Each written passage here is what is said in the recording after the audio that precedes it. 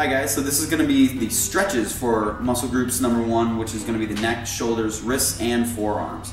So the first one we're going to do is the chicken wing stretch. So what Christina is going to do is she's going to take one arm behind her back and reach all the way across.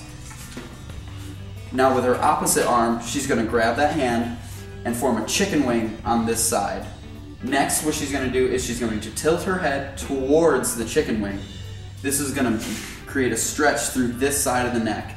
By pulling the shoulder down and tilting the head the opposite way, it's going to get a full stretch through the neck. Because a lot of people, what they'll do is the shoulder will come up, which is it's gonna ruin a lot of the stretch. If you can't quite get your arm behind your back to reach to the other side, what she'll do is she'll let go, and she's gonna take this shoulder and reach with this hand down to the ground as far as she can, and then she's gonna tilt her head the other way to try to get that stretch. So that's if you can't quite reach your hand behind. Next one she's going to do is the anterior deltoid stretch. So what she's gonna do, if she was sitting at her desk at work, she would take her chair, she would face it away from her desk. This is going to represent her desk today.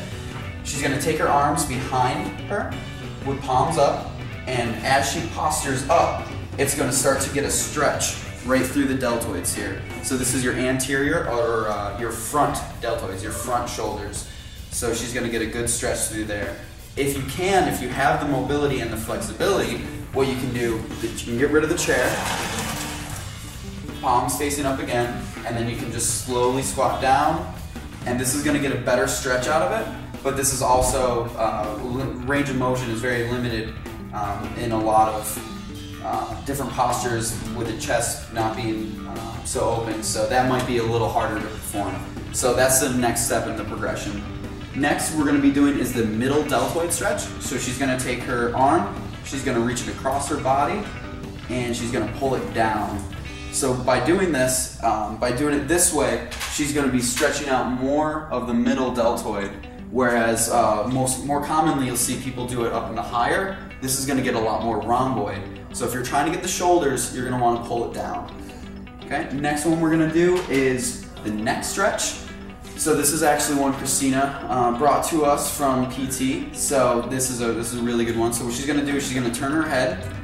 She's going to tilt her neck, or her chin actually, and then she's going to look down further. So it's a 3-step process. It's the look, the tilt the chin, and then look further down. Once you get that, you can start to work it a little more, and then obviously do both sides for that. And last but not least, we're going to do wrist flexion and wrist extension.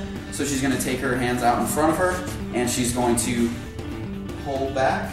This is going to be flexion. She's going to be flexing the wrist back, and then the other way she's going to be extending the wrist. This is going to help get that range of motion and mobility through the wrist, because if you're stuck in this posture all day, you're going to start to develop some wrist problems. So this is going to help open up the wrist and make it a lot more comfortable. So thank you very much. Have a good one.